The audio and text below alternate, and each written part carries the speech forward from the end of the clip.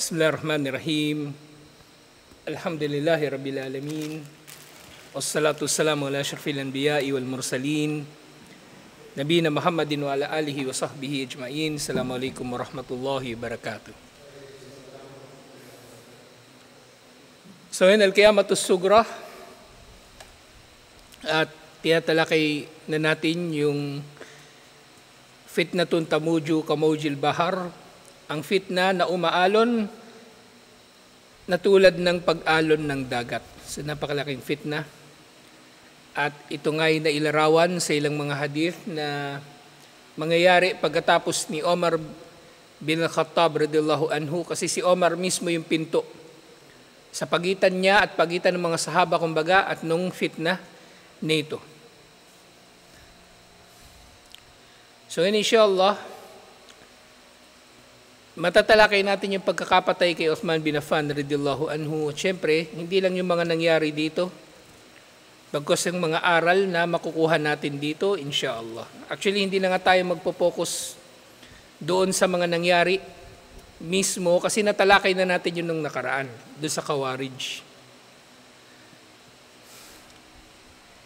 So, doon sa pagtalakay, Akhbar an-Nabiy sallallahu alaihi wasallam fi hayatihi Uthman bin Affan annahu satusibuhu balwa.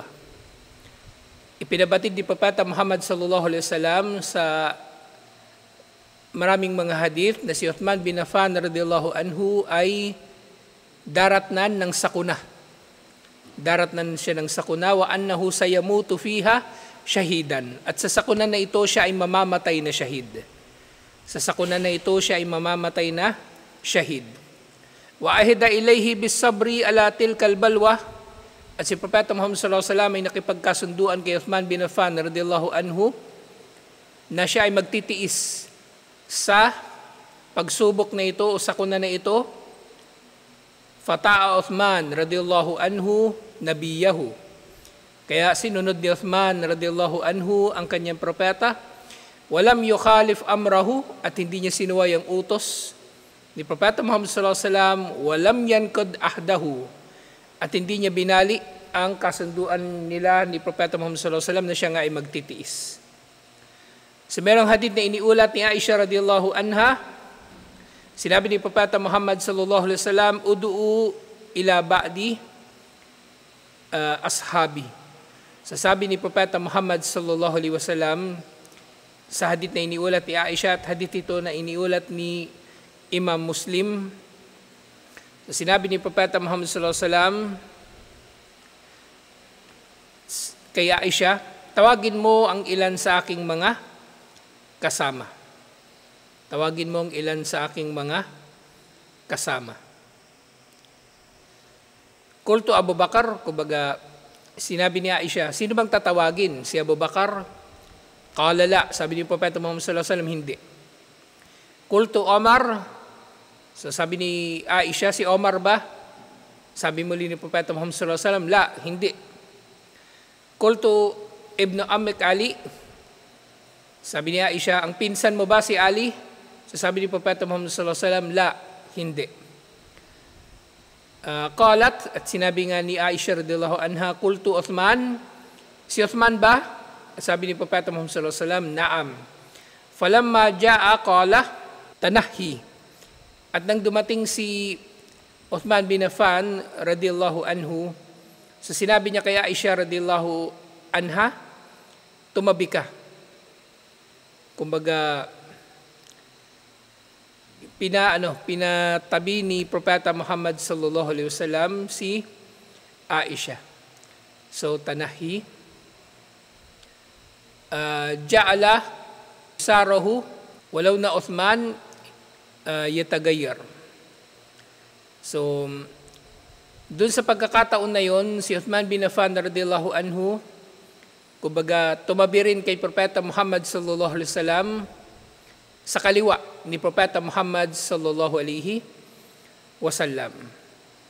At nagbago ang kulay daw ni Uthman bin Affan radhiyallahu anhu. So merong pinag-usapan sila ni Propeta Muhammad sallallahu alaihi wasallam na nagtaka si Uthman bin Affan radhiyallahu anhu at siya nga ay kumbaga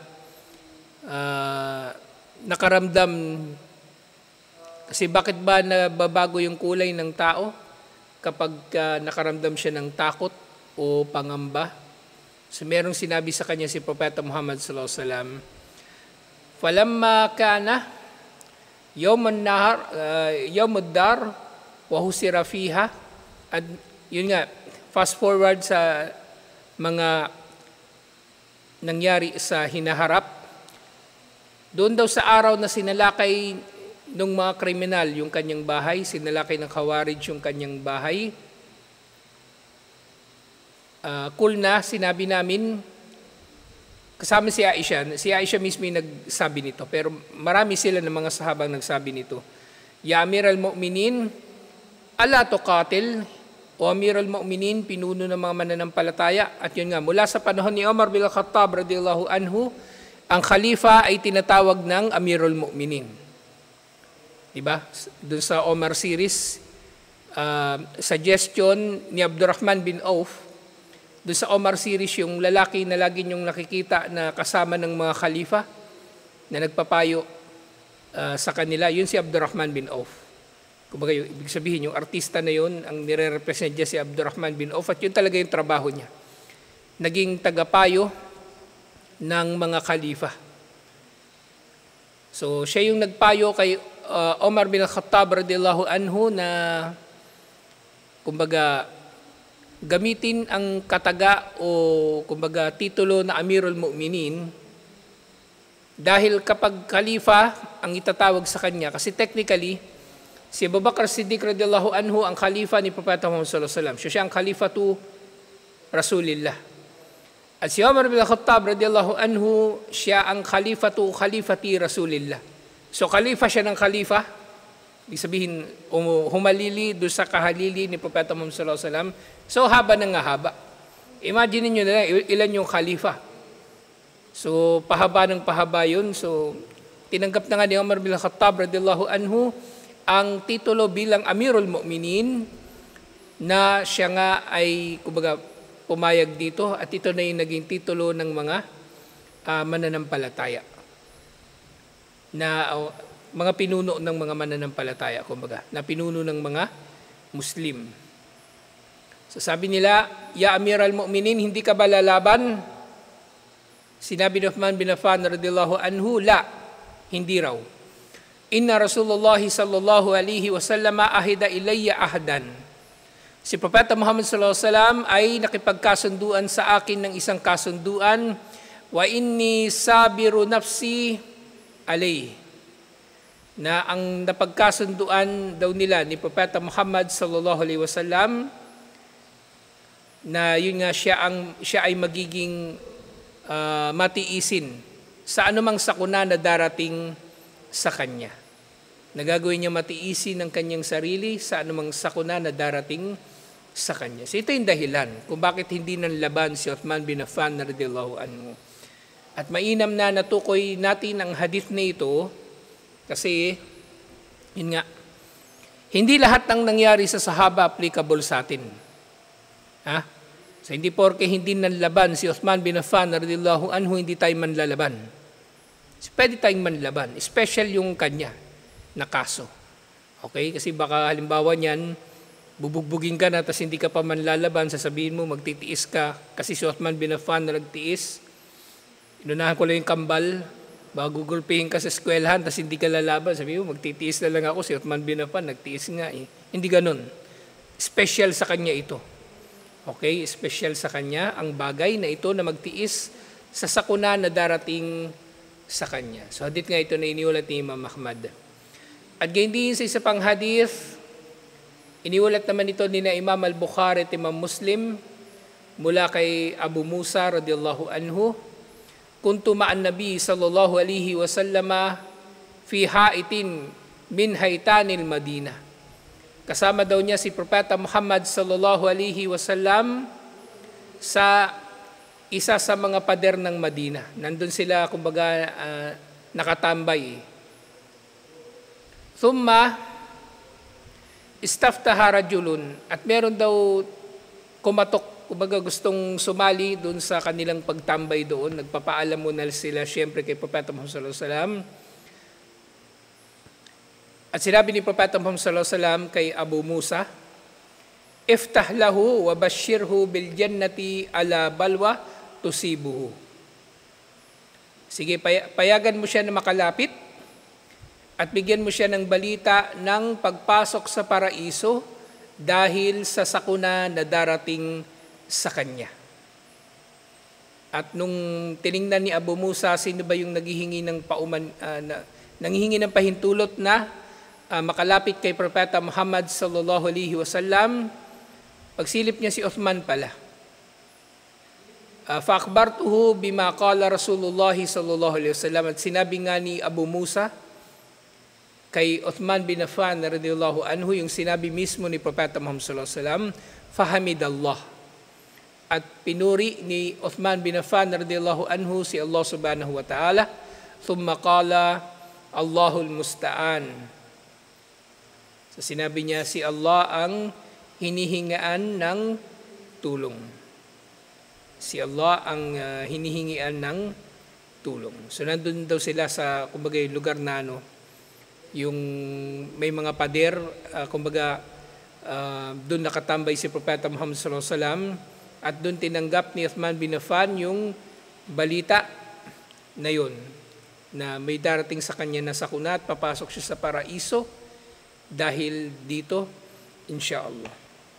Kasi nga, ito yung dahilan kung bakit hindi na nanlaban si Uthman bin Affan radhiyallahu anhu.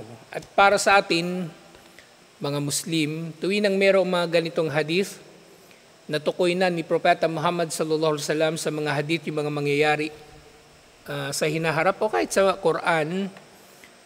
So, tatanggapin natin ito at ibig sabihin tayo ay mapapanatag dito, insyaAllah. At hindi na rin tayo magtataka na halimbawa mangyayari na yung mga bagay-bagay na nagbabala na o nagbigay na ng balita si Propeta Muhammad sallallahu alaihi wasallam tungkol sa mga ito, tatanggapin natin yun. Halimbawa niyan, sinabi niya, ad-dunya sijnul mu'min wa jannatul kafir, ang mundo ay kulungan para sa mananampalataya at paraiso para sa mga hindi mananampalataya. O kung makita natin na mahirap yung buhay natin dito sa mundo, tanggap natin kasi sinabi ni Propeta Muhammad sallallahu alaihi wasallam. At kung makita natin yung kuffar, bakit ang yayaman ng kuffar, tapos ang sasarap ng buhay nila, hindi tayo maiinggit sa kanila. Ganito ang aplikasyon nung mga hadith tungkol sa mga al-ghaib, lalong-lalo na yung mga mangyayari sa hinaharap. So ang mga ito ay lalong nagbibigay sa atin ng kapanatagan sa ating relihiyon, insyaAllah. Ito ay nagbibigay sa atin ng kapanatagan sa ating relihiyon, insyaAllah. Sa sumunod, endama hasarahul awbashal dhalama fi darihi. At nung sinalakay na nga si Uthman bin Affan radhiyallahu anhu ng mga masasamang tao, arada alihi sahabatu radhiyallahu anhum an yadfa'u anhu. So nag-volunteer yung mga sahaba na ipagtatanggol nila si Uthman bin Affan radhiyallahu anhu. Wa an yuqatilu dunahu, at sila ay lalaban para sa kanya. Fa aba radhiyallahu anhu, tumanggi dito si Uthman bin Affan radhiyallahu anhu, ayaw niya. Wa amarahum bil insirafi anhu, at inutusan niya yung mga sahaba na lumayo sa kanya. Sinabi niya doon sa mga sahaba, layuan ninyo ako, ta'atan li Rasulillahi sallallahu alaihi wasallam fima ahida ilayhi, bilang pagsunod kay Propeta Muhammad sallallahu alaihi wasallam sa kanyang naging kasunduan kay Propeta Muhammad sallallahu alaihi wasallam. So alam na niya kung ano yung mangyayari. Alam na niya kung ano mangyayari, at siya ay kumbaga nagpasakop na talaga sa kanyang tadhana. Ngayon, babalik na naman tayo sa qadar. Babalik na naman tayo sa qadar. So yung qadar, parehong umiiral ang free will at ang pagtatakda ni Allah. So dito, bakit hindi nanlaban si Uthman kung meron palang free will? Kasi baka itatanong na naman ng tao yan. Inahan ko lang yung kambal uli. So bakit hindi siya nanlaban kung meron namang free will? Hindi siya nanlaban kasi mayroong kondisyon. Yun nga yung kondisyon ni Propeta Muhammad sallallahu alaihi wasallam sa kanya na ang pagpasok niya sa paraiso, kumbaga, ay magiging gantimpala nung hindi niya paglaban o pagtitiis niya doon sa sakuna na darating sa kanya. Kasi maaring doon pa lang sa pag-uusap nila ni Propeta Muhammad sallallahu alaihi wasallam doon sa hait, doon sa pader, inilarawan na ni Propeta Muhammad sallallahu alaihi wasallam yung eksaktong mga panahon na mangyayari ang sakuna na ito. Kasi kahit sa ibang mga panahon, lumaban si Uthman, di ba? Si Uthman nag-jihad pa siya sa iba pang mga panahon. So sabihin man natin na ang hadith na ito ay nangyari sa Madina, yung hait, yung tungkol dun sa yung hadith tungkol dun sa pader na binilitaan siya ni Propeta Muhammad sallallahu alaihi wasallam ng pagpasok sa paraiso. Sa iba pang mga pagkakataon, lumaban pa si Uthman. Nandun siya sa panahon ni Abu Bakar, nandun siya sa panahon ni Omar, kasama siya ng mga sundalong Muslim. So, ibig sabihin, alam ni Uthman bin Affan, eksakto yung tinutukoy ni Propeta Muhammad sallallahu alaihi wasallam. Kaya nanlaban siya doon sa iba at hindi siya nanlaban dito sa specific na pangyayari na ito. So, merong free will. Si Uthman, kung tutuusin, meron siyang free will. Katulad lamang din halimbawa, dun sa bago mamatay si Propeta Muhammad sallallahu alaihi wasallam, di ba, pinapili siya, gusto ba niyang mabuhay ng mas mahaba pa o kukunin na siya ni Allah? Pinili niya na kunin na lang siya ni Allah.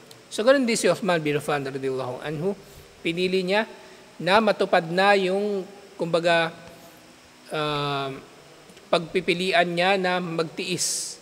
Siyempre, nangyari ito, kumbaga yung bagay na yun, na naitakda na. Ibig sabihin, nalaman na ni Allah na ang pipiliin ni Uthman ay ang magtiis at hindi manlaban. Nang sinalakay ng Khawarij yung kanyang bahay.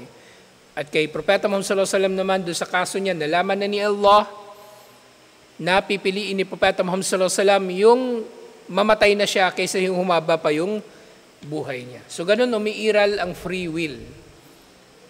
Sa kaalaman pa lang ni Allah, alam na ni Allah kung ano yung pipiliin natin.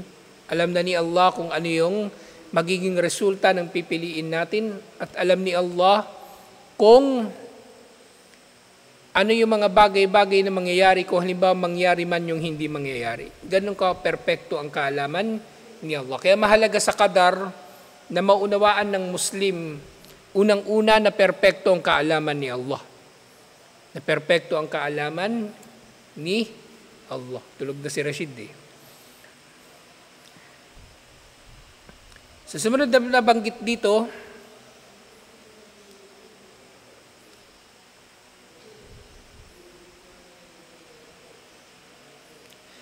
وَحَتَّى لَا يَتَسَبَّبُ فِي قَتْلِ غَيْرِهِ. So, naging dahilan din kung bakit pinaalis niya yung mga sahaba nang sa gayon ay hindi siya magiging dahilan na mapapatay ang iba. So muli, iugnay na naman natin ito sa qadar, di ba? Para maunawaan talaga natin yung qadar. So, pwede naman na piliin niya na pagtanggol siya ng mga sahaba kahit may mamatay sa kanila, di shahid din sila. Okay? Pero yun nga, tinutupad ni Uthman bin Affan radhiyallahu anhu yung napagkasunduan nila ni Propeta Muhammad sallallahu alaihi wasallam. Actually, dito nga, kung ang usapin ay kung lalaban ba yung mga sahaba o hindi, o meron mang mapapatay na sahaba o hindi, pareho lang. Kumbaga, ang mangyayari lamang ay kung ano ang itinakda ni Allah. At kung meron mang iba pang gagawin, si Uthman bin Affan radhiyallahu anhu, syempre nalaman na yun ni Allah. Nalaman na yun ni Allah. Wa huwa ya'lamu annahu al-muradu la ghayrahu. At alam niya na yung mga tao na tumungo talaga doon para sa lakayin siya, siya talaga ang gusto nilang patayin at hindi ang iba pa. So merong sinabi si Ibn al-Arabi al-Maliki rahimahullah, isa itong kumbaga athar, isang ulat. Waja'a Zaid bin Thabit, dumating daw si Zaid bin Thabit at sinabi sa kanya ng mga tao, o maaring si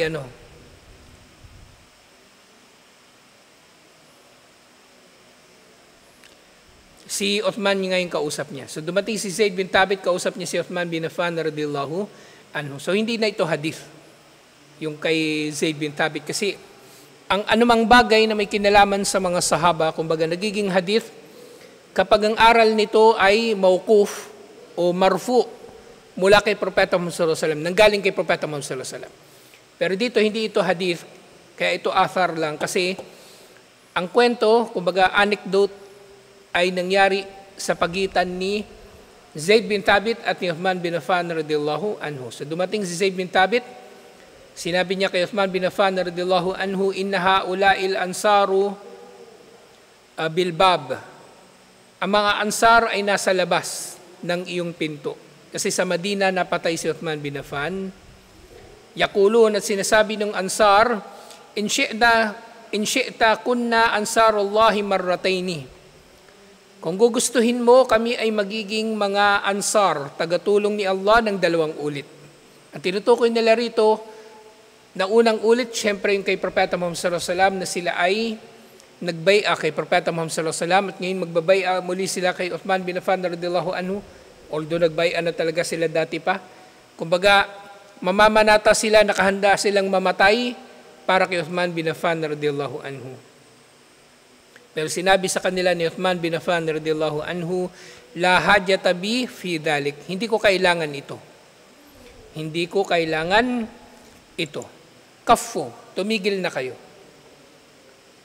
Wa qala lahu Abu Hurairah, at naroon din si Abu Hurairah.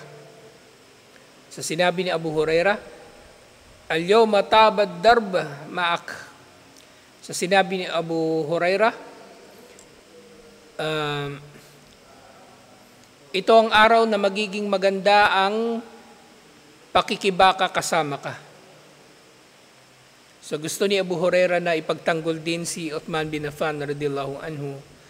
Pero sinabi ni Uthman bin Affan radhiyallahu anhu, azamtu alayka la takhruj. So sinabi ni Uthman bin Affan radhiyallahu anhu na siya ngayon naninindigan kay Abu Hurairah na umalis na siya. Kumbaga inulit niya na, kumbaga nagpakita talaga ng paninindigan si Uthman bin Affan radhiyallahu anhu sa kanyang mga sahaba. Wa kana al-Husayn bin Ali akhiru man kharaja min indihi. So yung bawat tao na kinakausap ni Uthman bin Affan radhiyallahu anhu, nag-aalisan na sila. Nag-aalisan na sila. At ang kahuli-hulihan daw na umalis sa bahay ni Uthman bin Affan radhiyallahu anhu, si Al-Husayn bin Ali. Si Al-Husayn, yung kapatid ni Al-Hasan. فَإِنَّمَا جَاءَ الْحَسَنُ وَالْحُسَيْنُ وَابْنُ عُمَرَ وَابْنُ الزُّبَيْرِ وَمَرْوَانَ فَعَزَمَ عَلَيْهِمْ فِي وَدْءِ سِلَاحِهِمْ وَخُرُوجِهِمْ وَلُزُومِ بُيُوتِهِمْ. Sa bukod nga doon so si Al-Husayn nga yung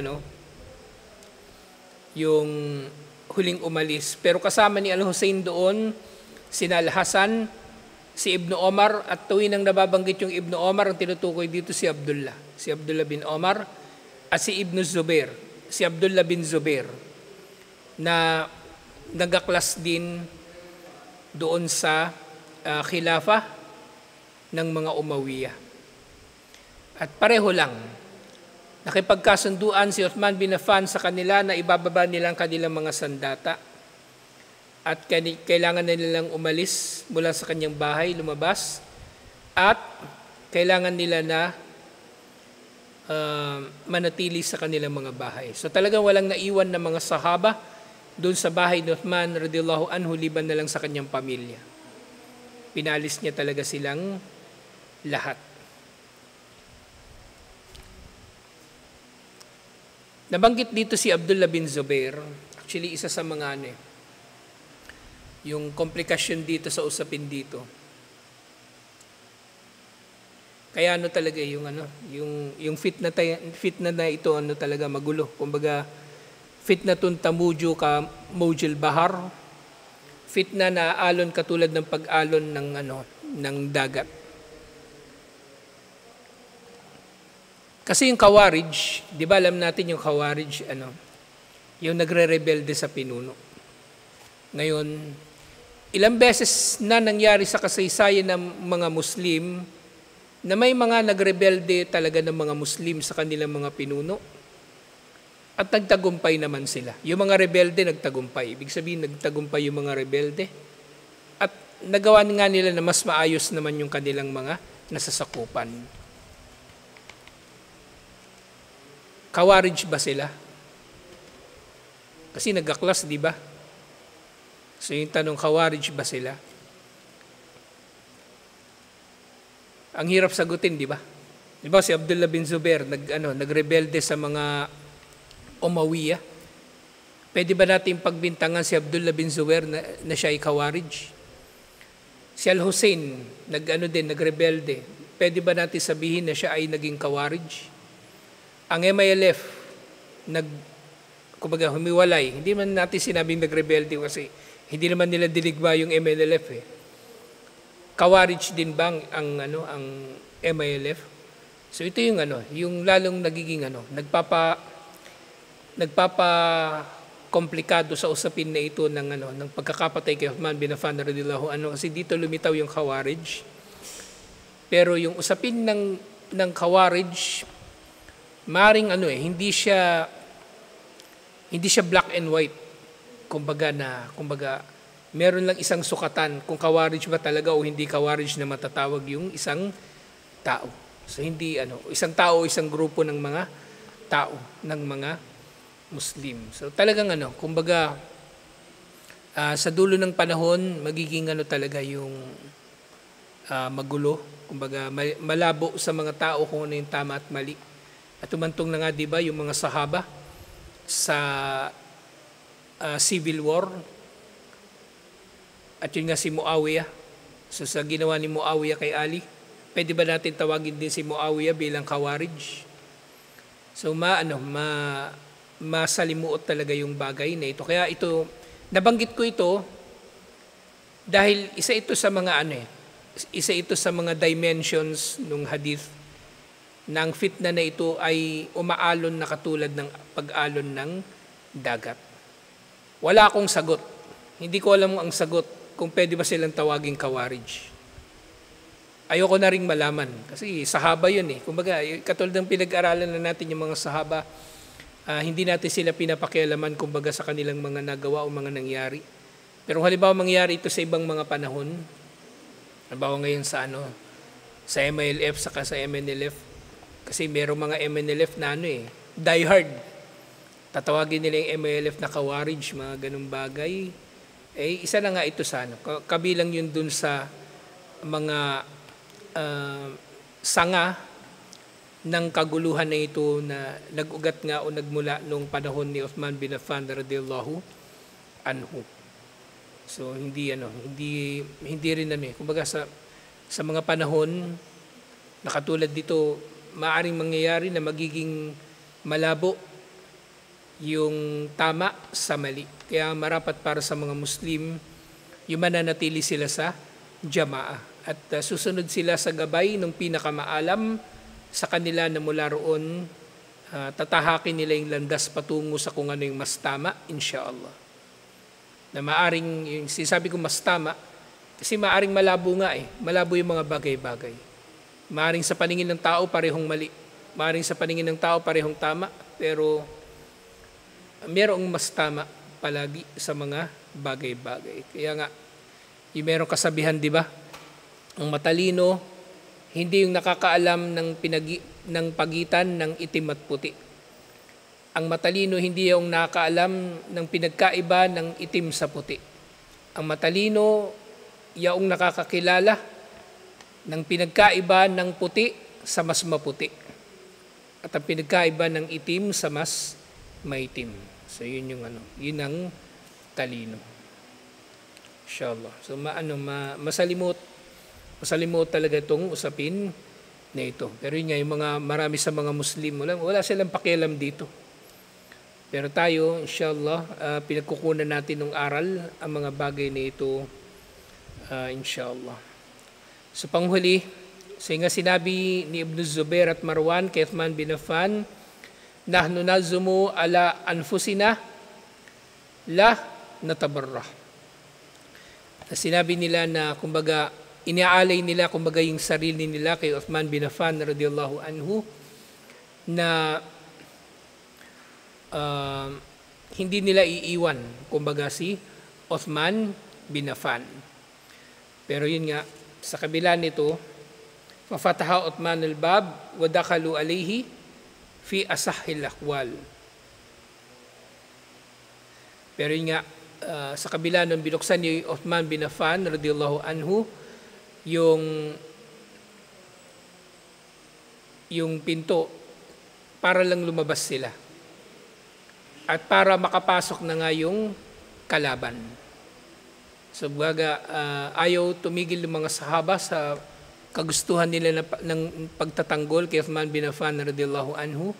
So binuksan na ni Uthman yung pinto mismo para makalabas na yung mga sahaba, lalo na si Al-Hussein na nahulingang lumabas at pumasok na nga yung mga kalaban.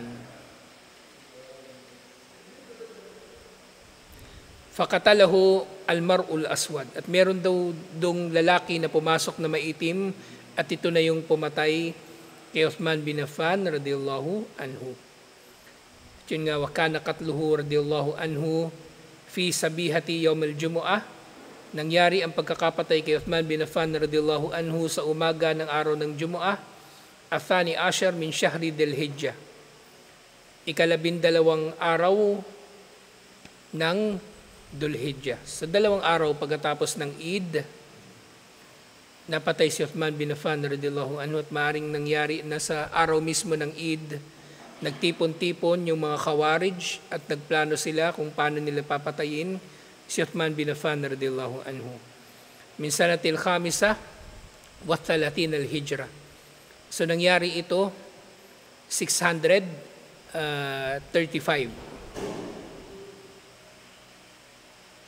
635 ay hindi 35 pala. 35 years pagkatapos ng hijra. 35 years pagkatapos ng hijra. Wadalika ba'da husar darihi limuddati 40 yawman. So 40 days na sinalakay ng mga Khawarij. Ibig sabihin ng Eid, nandun na rin si Uthman bin Affan radhiyallahu anhu, sinasalakay na siya ng mga Khawarij. Wakana sanatun enda katlihi itnaini wa thamanina sana.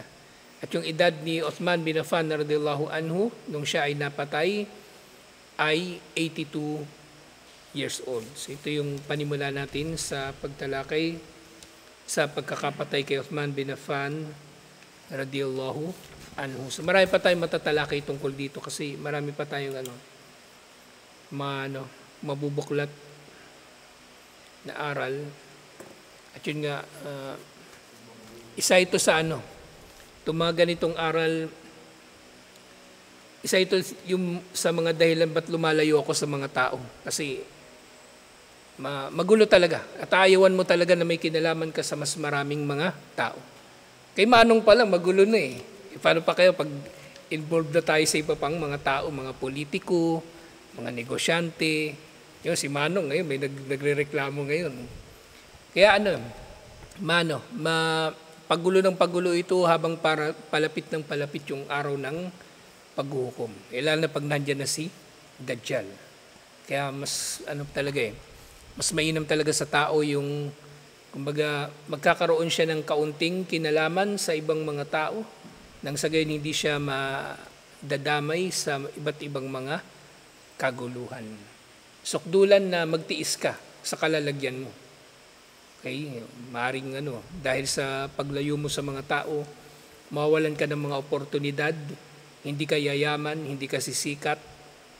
Pero okay lang. Hindi ko ipagpapalit ang pagiging panatag sa aking pamumuhay sa anumang karangyaan na may kasama namang fitna o kaguluhan. So matatalakay pa natin iba pang mga bagay na may kinalaman dito. Siyempre mga aral sa pagkakapatay kay Uthman bin Affan radhiyallahu anhu. Sa tutuloy natin ito insyaAllah. Assalamualaikum warahmatullahi wabarakatuh.